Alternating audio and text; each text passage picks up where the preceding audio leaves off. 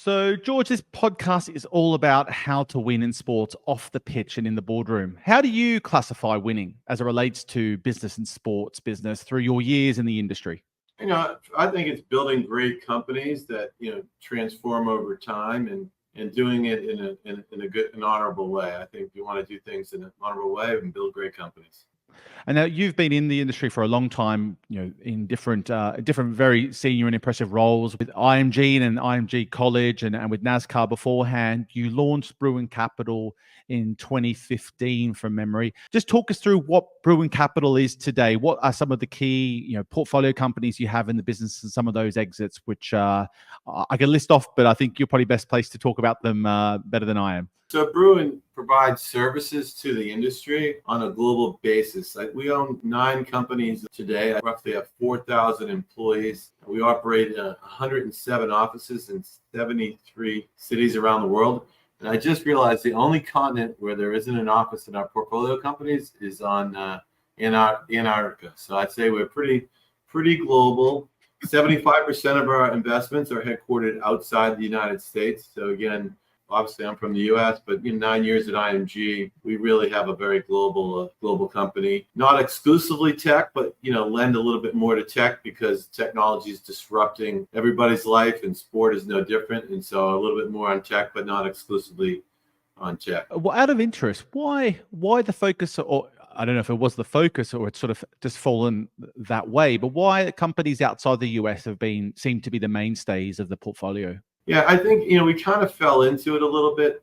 We've been really started out by taking great European companies to America. So examples of that would have been Delta Tray and Two Circles, and it kind of worked out really well for them. I think when you look at the lower middle market private equity, which is really the space that we work in, or small growth capital businesses, our ability to open markets is very valuable. And so initially it started going to America, but now it's going all around the world. We really do have a global network. We have 14 Bruin advisors all around the world. And we have good intelligence and people on the ground in a lot of places that for the size companies that we invest in, we can really open up those markets. So it really became opening up the American market as a growth engine for great European companies. But now, we go to Australia, the Americas, and Europe, and back and forth. And we have a company in Melbourne, Australia that, signed up to Giro Italia really as part of our network. And so we really do open doors for these companies. And at the end of the day, nobody hires a company because it's a Bruin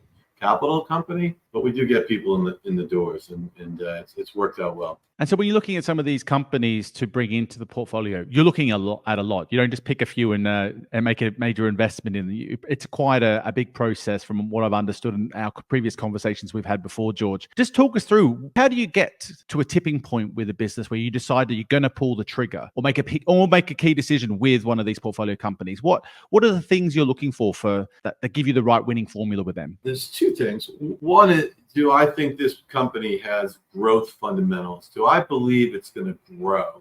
And that's the first thing. If I don't believe it's going to grow, we can't invest. And then the second thing is, through our network, do you think we'll be able to add real value? So if we think we can add real value and it's a growth segment or a growth company, those are usually the 2 things. And that's why technology has a lot of growth potential. And so when you look at, again, Two Circles, Delta Tray, Fair Play Media, Full Swing, TGI, and I'm probably forgetting a few, Box to Box. I mean, it's technology has drove all of those companies. And so they have good growth fundamentals. But we've invested in On Location and Proof of the Pudding, which are not necessarily technology. Certainly they're hospitality.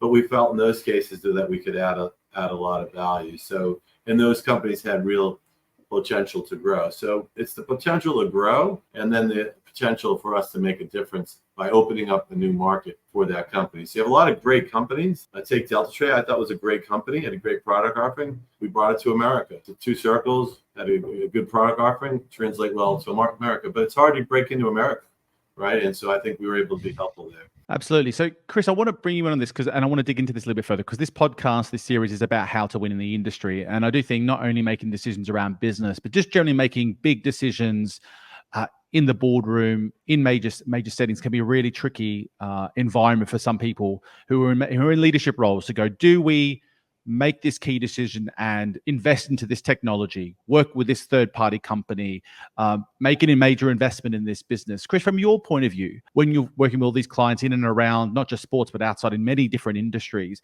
are there any common traits or things that you recommend to be considering when making some of those key decisions that could impact the success of the business moving forward? In addition to what George pointed out, and NorthStar, we focus really on that execution end of things, right? So that's another element where I would look at, especially within the private equity space, because you're looking usually at some pretty defined short timelines for getting a return. So obviously the growth potential, the new markets, but what's the ability of the organization as you get it to be able to execute on the strategy that the company's going to have for that exit? So what do they come with already? How are they predisposed? Do they have a culture around execution? What may be some missing puzzle pieces, so to speak? And then, as George mentioned, then how, from a private equity standpoint, if there are those missing puzzle pieces, how can you either through collaboration with across your portfolio companies or just through value add that the private equity company is bringing in, kind of cover those pieces? But I think fundamentally there's the strategic aspect of, is it a good product? Does it have growth potential? Are there markets you can bring it to? It's really going to come down to then what's the ability of the team to execute on that. George, with the work you've done with your various portfolio companies that we've talked about a few already, how do you manage some of those key decisions about perhaps it's a pivot in approach, perhaps it's a step into a new market? Are you leaving that to your respective leadership teams in those companies? Are they coming to you for guidance, or is it a collaborative decision-making process typically? Do you have any examples perhaps that come to mind that might sort of align with that process or that big pivotal moment of let's go double down on X? What's kind of guided me is a very disciplined planning process that's very collaborative. So like right now, we're meeting with our portfolio companies, myself and some of my teammates, and we're not like, it's okay, you're going to present a 3-year plan. Someone doesn't come in and present a 3-year plan. I personally have probably met with that each CEO 2 times before they presented the plan and say, hey, what are you thinking about this? This is what I'm thinking about that. How do we grow the company? What are our opportunities, strengths, and weaknesses? Where are we trying to get to financially? Okay, we want to get to this goal financially. What do we have to do to what are the action steps that have to take place to get there? And so if you start doing that collaboratively, say September, October, by the time you get to November, December, everyone's kind of on the same page and kind of why you're there. And then what we do is we track it the rest of the year, every 30 days. So you work together to come up with a plan, very collaborative, and then you track that plan. The track strategy and the numbers. I always say that the numbers are like your cholesterol, your blood pressure, whatever those numbers nobody likes. Right, and the numbers confirm your health. The strategy drives the health, so that strategy drives the numbers. And so, what are you doing to help grow the business? What are these strategies? And look, sometimes those strategies don't work, but if you're checking in every 30 days, and then I have partners that are in between the 30 days I check in, and they're working in every single day with these companies, and I'm speaking to my partners on a weekly basis on where we are on those objectives. I've always found that you kind of have a consensus on the problems and you have a consensus on the opportunities, and you're kind of all pulling in the same direction. So that's kind of, I always kid, my wife taught me how to drive stick shift. I never changed motor oil in my life. And that's how a guy out of Boston ended up running NASCAR was, we had a very disciplined planning process on the commercial side. And Mr. France said, I'd like to have that for the rest of the company. And so that's kind of guided me. And whenever I veered from that, I always get in trouble.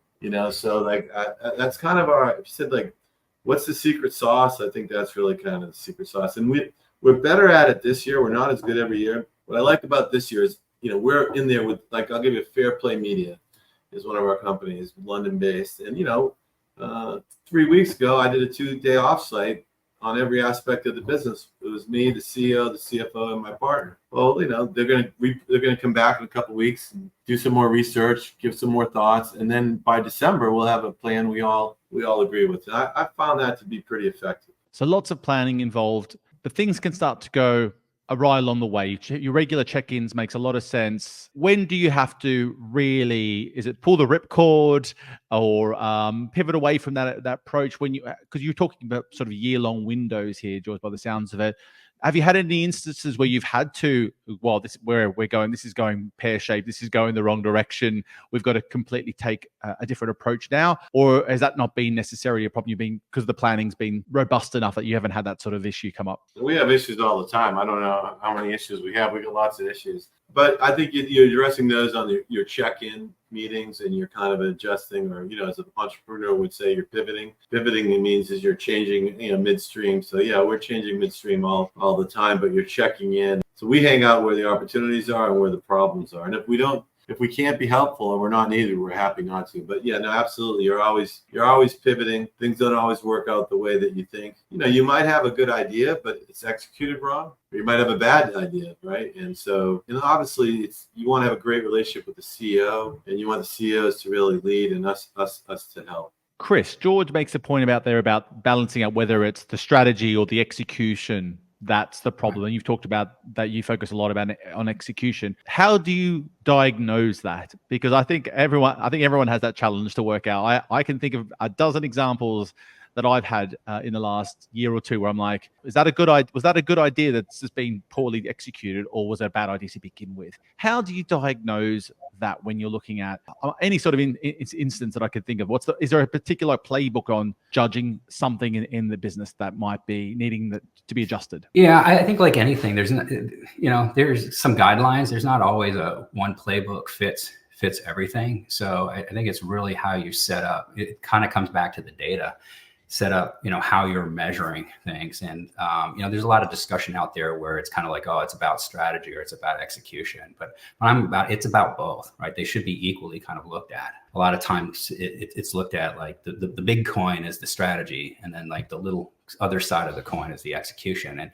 And where I think it really, works out better is when, people kind of realize that they're equally important. You have to kind of invest in them the same. But to try to point to one or the other, you have to have good data, right? So one part of your data is looking at what should the strategy be? Where should we be? What are the trends? Are we agile enough to react to the data and pivot?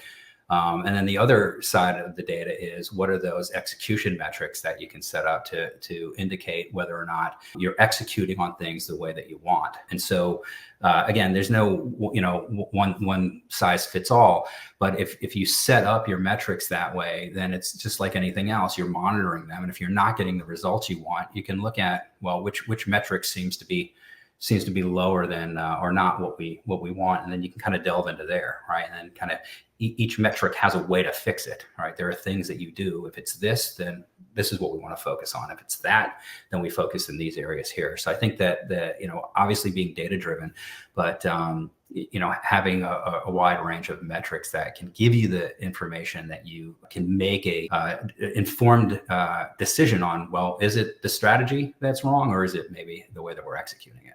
George, for you, we have a lot of conversation in the industry about the value of data from a fan perspective, but data to make decisions on how to approach things. Do you think data is everything, or do you think you need to also, I think it's a balance of art versus science, a little bit, the line I like to use, where you've got to be able to make sure that data can tell you things, but it can also mislead you at times. If you look at the wrong data points, you don't get the full picture. How do you see the use of data in making decisions? I think it's important. I learned from Ted Forsman, like every company that we invest in, and what I learned is from Teddy, I always shoot for a 20% EBITDA margin. And so when you start looking at the margins on different businesses, they really are telling. And so I look at different metrics and different data to gauge what's going on in the business. And so far, that has never really led me wrong. So I actually do think that data is very important. One of the things that's important is having a really good CFO and finance function, because that person is going to be assimilating that data for you. So there's a variety of metrics or KPIs that I look at that help me assess a business. And actually, with 9 businesses that are different, what was important to us was the reporting on all 9 businesses are very much the same. And that helps me quickly get down to the things that I want to know relatively quickly as to how this business is performing. And so far, over certainly 20 years of IMG and Bruin, it's never really steered me strong. Now, where the juice is the vision, right? The vision is unique, right? Your vision is seeing things other people don't see. But if you have a vision without the proper execution is nothing. So you got to execute. And what can make you special is having a vision. That might be a market, it might be a category. It's just seeing where things are going and be able to plan and anticipate. I think it's important, but a vision with no execution is useless. And so you got to be able to execute. One of the things that thinking about building winning businesses and winning teams in sports is the right sort of formula with regards to the leadership team that you have in place that you can trust to lead and steer the ship. I'm just curious, George, do you have any advice you would give to perhaps your portfolio company leadership about how much time you need to spend on being the line in the business versus on the business? How much do you need to be looking forward versus making sure you're executional? I hear conflicting numbers thrown around. I don't know if it's a percentage in your mind, but just what's your view and advice around that? Well, you kind of got to do both, right? And you have to adjust depending on priorities and situations. Clearly, the CEO, you want to have a vision. You want that person to be a leader. You want to inspire people. And then the CFO is the person that's helping you execute that vision thoughtfully. I mean, what happens is the companies start here and go to there, and the people that along the journey, the people you need change, right? And so you got to be able to manage that growth. And so to me, an important if you have the right CEO, it's always make sure you have the right CFO too, because that CFO usually oversees human resources. It's measuring the success or failure of different initiatives. It's kind of keeping things tight and narrow while you're running hard. And so what I've seen is really important is that finance function. Your needs are here at one time, but when the company gets to there, they're different. And so that evolution over time is really kind of important. And the best things I see is a great CEO with a great CFO that can complement each other. Interesting. Chris, from your point of view, same sort of question. How do you see that mix?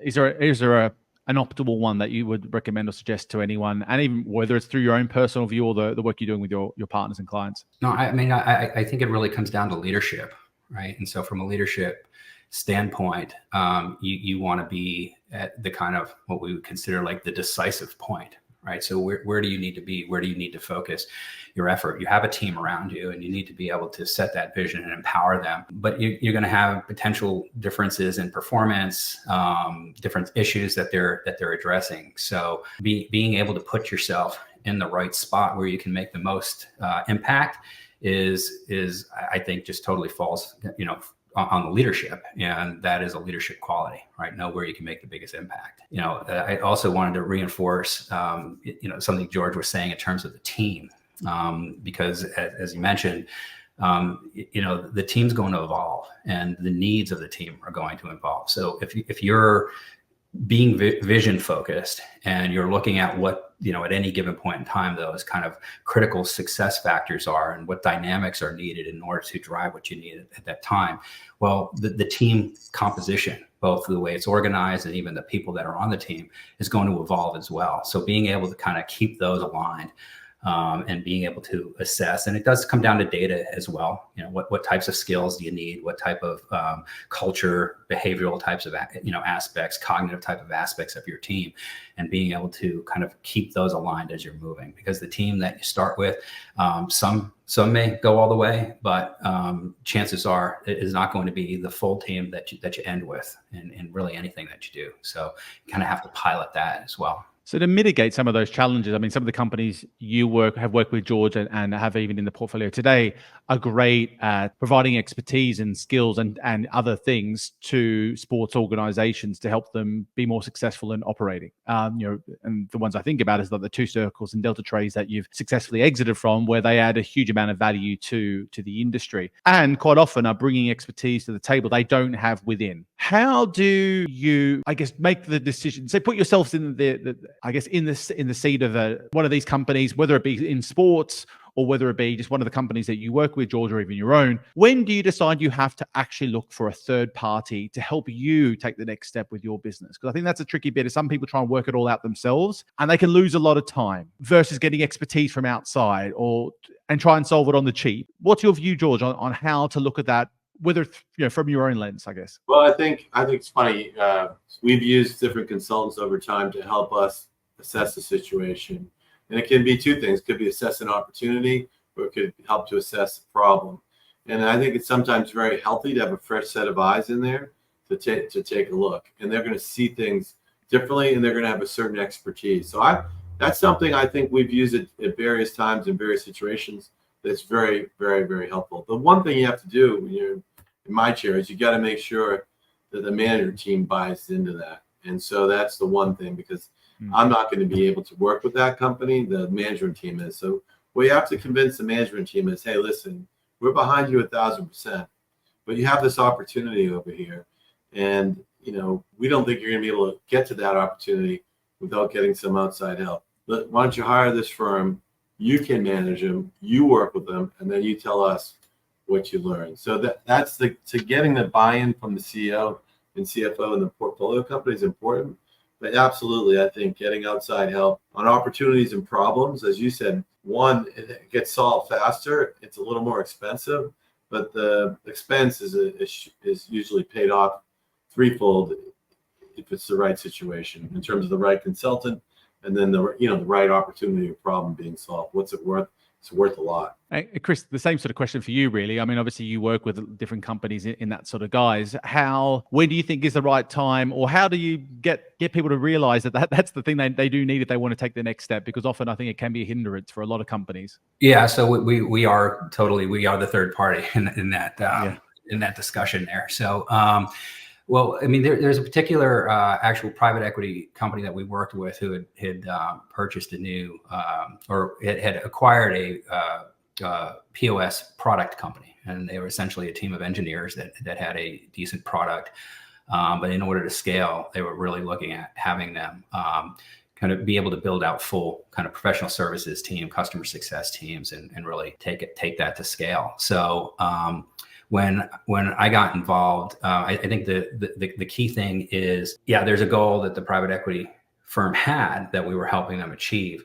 But at the end of the day, I really needed to be able to, as George mentioned, work with that portfolio company's leadership. So being able to come in on their side, understand where they were, understand what the goals are, or take an assessment of kind of their ability to achieve what they needed to achieve, and even through some self-discovery. Where were their pain points? Where do they feel they need help?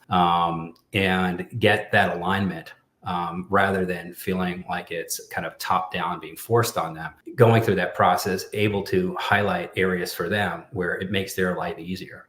It makes their life easier in terms of working with the private equity company, in terms of the reporting that they needed, the performance that they needed, makes them better in dealing with their clients because of the better, customer experience, and even, ultimately the valuation of the company. And so they're all incentivized a certain way. So being able to really come in and position yourself as aligned to the same goals with the same kind of skin in the game, I think becomes really important, versus it being looked at as coming in to be a detached pie in the sky advice giver and then leave with regardless of what the outcome is, right? So I think you really, we got a lot of success and a lot of buy-in by taking that approach. I would guess that you'd probably find a lot of instances that without having that financial support and the confidence to come from the ownership group or the investors, most people wouldn't take that step. In the first instance, they have to have a lot of vision and really understand, have the confidence to make that investment. Depending on the size and scale of the company, obviously, if you're talking a scaled business already, then it might be a different ball game, that they probably already have that established. But if you're someone who've been building a business, you've been scaling this business for some time, never had to get external support, I'm guessing you would need that confidence support from your stakeholders to pull the trigger on something like that. There's a lot of risk too, Nick, just to kind of cap it off, right? So there is investment coming in, and a lot of times the portfolio company, they've had a vision, they've wanted to do things, they haven't had the investment to do it, and now they do. And so there's an excited feeling about it, but then there's also a very kind of tenuous feeling about it, like, okay, we've got to now make good on all of this. So and coming in and being part of kind of a risk mitigation plan in terms of being able to help leverage the funds that they have now to actually execute on the vision that they probably had for a while, and to do it well, and to do it within the vision of the investors. Connecting those dots helps put you on their side. That helps with kind of the acceptance of the help. Absolutely. So, George, I want to reflect a little bit before we wrap things up. Want to reflect on looking back at your career, your time at NASCAR and IMG to begin with. Are there any success stories or big moments that you look back and reflect on as real instances where you say that was a huge winning moment for me and for the company that you were right in the thick of? Yeah, I mean, I think when I look back at NASCAR, two things stand out. One was, when we signed up Nextel for the title sponsorship, we placed it was the largest sponsorship in the history of the United States at the time. So that was kind of a big deal for us. And then in navigating the safety initiatives after the death of Dale Earnhardt was also something I'm probably most proud of. But we had lost 4 drivers in 18 months. It was a really difficult time, and we authored a number of safety measures, and they haven't had a fatality in over 20 years. So those are things that NASCAR I'm most proud of. At IMG, I'm probably most proud of the outcome and the friends that I made there. We have 14 Bruin advisors. Many of them are old IMG colleagues. I mean, I think working at IMG, it'd be like going to Oxford or Cambridge or something. I just feel like it was a great company, and I made so many great friends that I'm still friends with now. And I think at the time when you look at the outcome there was pretty good. So building the college business was a lot of fun. Building the business with the academy business we built was fun as well. So those are things I'm kind of proud of. That's the example you gave with NASCAR, I think, is the perfect example of how challenging it is to be in a leadership position in sports, where you've got to balance doing sponsorship deals at that scale, which are some of the biggest in the US and probably one of the biggest for probably a good decade or so in that market, and plus through to something as difficult as that in terms of the safety and that side of things. I always often say that people in those roles at sports properties, I don't know if you agree, George, but like that type of role and that position is about as hard as it comes in any business landscape. Yeah, no, the Earnhardt thing was the toughest thing I ever dealt with in my life. I mean, that was just a very difficult situation. We lost a 7-time champ on the final last of the Daytona 500 in front of $35 million on Fox. That was very difficult. There's a human element to that. And then really changing the way an organization addressed communications, addressed the whole safety area. That was very challenging, but also you can hear it. I mean, most rewarding thing too, because we're able to really affect really positive change that has lasted for a long, long time. Built the first ever R&D center in the history of motorsports that committed just to research and development and trying to make the sport as safe and as good as possible. So I'm proud. You can see it in me talking about it. That's a long time ago. I'm still proud. I'm probably most proud of that. But you're right. When you run a federation, you have so many different. You're like running your own little country, and you have different constituents and different issues, and you just never know when you wake up that day what's going to happen. And so you have the commercial side, which is part of it, but really what everyone cares about is really the non-commercial side. And the intensity of the non-commercial side is off the charts.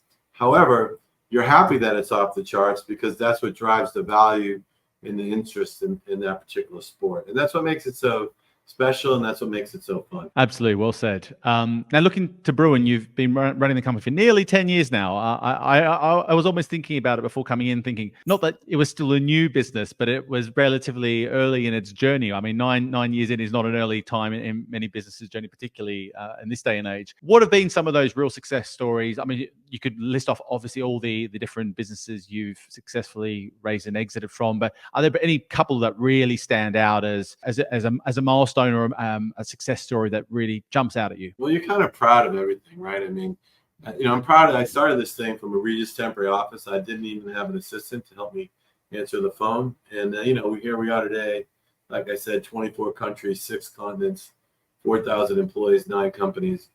I'm really proud of that. I'm really proud of the geographic distribution of the company. And look, we're not perfect. We make mistakes and all that, but I am proud of what we built, right? And if you told me that we would be where we are today 10 years ago, I'm not sure I would have had boasted it to those kind of numbers. So that's the good news. The bad news is Rome wasn't built in a day, but it burned down in one. So we can't really rest on laurels, and we got to work it up every day, work hard to get people's trust. And it's really fun too to see other people succeed, to see the owners of Delta Trade succeed, to see the guys that own Two Circles succeed. Just to see other people delivering for the NFL on On Location. It's just fun to see things. It's fun to see, hey, you come in, you tell someone, look, this is what our vision is, and you love to see them succeeding on the journey. To me, that's gives me a great satisfaction. And I tell everybody, which so far is true, like you're lifelong friends. So you're part of the network. Like Gareth and I at Two Circles will be friends forever. Andrea is friends. I'm friends with John Pierre at Two Circles, John Collins at On Location. I see these guys regularly, and I don't work with them anymore, but they're part of my lifetime journey now, and that's kind of fun too. Absolutely. That would be a perfect spot to wrap. But I want to ask one more question because you did finish it up, wrapped it up so nicely, and that is about the current state of play for you, George, because there are some really interesting businesses you've invested into. And just what the near term looks like. Are you looking at businesses actively at the moment? But talk to me about the box-to-box investment and TGI Sports. They're the ones that stand out for me. If there's any others you want to highlight as well. Yeah, sure. I can't talk about all 9 companies. I think some of the most interesting people love box-to-box. They're fantastic. They're doing a fantastic job. They're very creative. The CEOs have a tremendous amount of desire. They've got a lot of opportunities within box-to-box.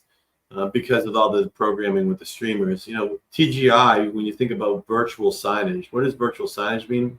It's one-to-one advertising. It's a technology that provides me to have ads for Nick and ads for Chris on the same broadcast. So I think that's a fascinating place. And even the company Full Swing, which will allow me someday sitting in New York to play you in London in our garage and play against each other in golf. So some of the technologies that you're able to see and deploy on a global basis, it's really kind of exciting to see the world change and in those little worlds be kind of the forefront of those changes. Well, congrats for everything you've done so far in this in these 9+ years, George, with Bruin in particular, but indeed prior to that. I really appreciate you joining Chris and I to give us a bit of a sense of what you see works in and building a business in this industry in this day and age. Thanks very much for joining us.